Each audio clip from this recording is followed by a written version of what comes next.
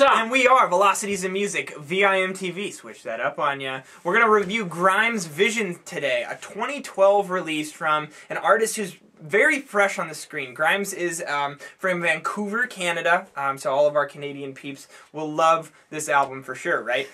Grimes does electronic music. I don't like getting into specific genres. I know a lot of you out there love genres and subgenre categorization. That putting artists in a box really bothers me because you don't allow just interpretation of the sound. You just, start making, abstract assumptions. Which actually, this is the perfect album for you to mention that on, because I've seen this described as witch house. Yeah, and horrorcore. What the hell does that even mean? It's electronic music. I mean, it's dark. It's moody. Okay, quick rant.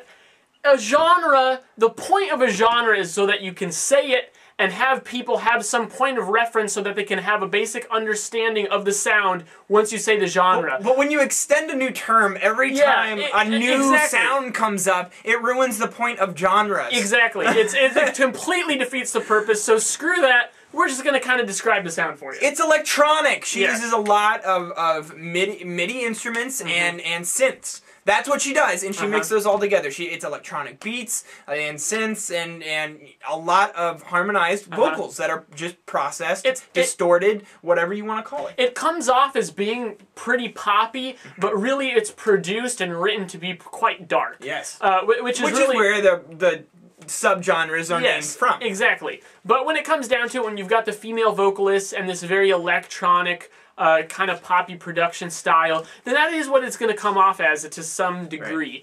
Right. But really, she takes it in a different direction because you can tell that she's really thinking about how these songs are structured, how they flow. And she does a really good job balancing atmosphere and mood. A lot of times electronic music goes all one way or all the other way. She does a great job of balancing the two, and it adds a layer of depth, I think, to the... And the vocals really do add to that well, because sometimes they're right in the forefront, sometimes they're just kind of a simple, maybe like delayed, or even like sometimes she'll kind of, it seems like she's singing it around, like she'll start one thing and then start another thing, and they all just kind of come together, but they work with the beats, they work with those sounds all the time. Her vocals can be very shrill, which might be off-putting to some people, but I actually think she made it work. I mean, I really think overall she made a lot of things of the sound and style really work to her advantage. You can tell that she's a master of just what she was trying to achieve with that.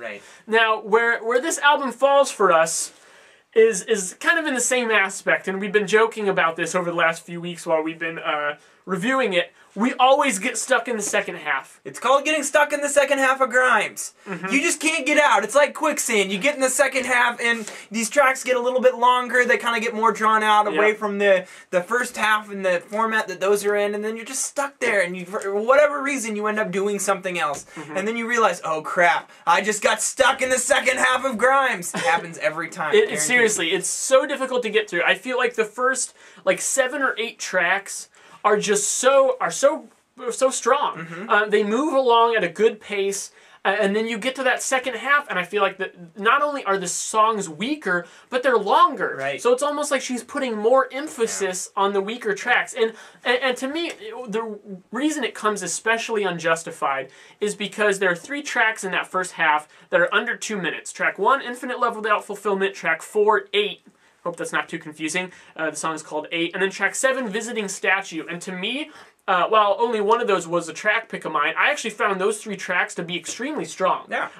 All very good. And so when she proves that she can achieve some of the highlights of her album in under 2 minutes, then it doesn't really explain why she needs to go to those 5- and 6-minute tracks when they don't really accomplish much more. And to reiterate that, this album is 48 minutes long. It's not like it needed to be 48 minutes long. Your album length is entirely determined, whether or not your album length is justified is determined by the quality of your music. Your music has to justify the album length. Sleigh Bells Treats is the perfect example of this. Normally, Tom and I just harp on albums that are only 30 minutes long because that's more of an EP.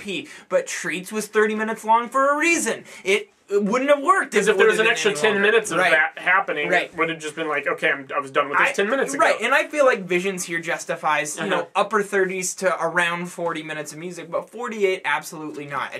There's not enough strong songs here in songwriting to make that happen. But, you know, what you do have is very good. What works is very good. It's just when you get into that latter half of the album, it really pulls it down. So what would be a mid-80s album for us actually comes down to mid-70s just from an album structure standpoint. Yeah. Just, just sags at the end, just kind of slumps for us. But when it comes to just mood and atmosphere and the ability to create a sound that balances those two out, and it's just a very original sound on top of that. Plus her vocals are very good. Reminds me of the vocalist from Braids.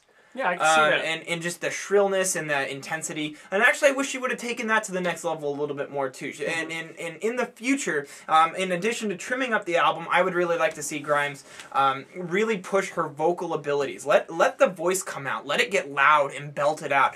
Because that's going to bring a level of emotion to the music that might be missing a little bit here. Because, like I said, it's the album structure that keeps it out of the 80s. But what can you do to get it into the 90s?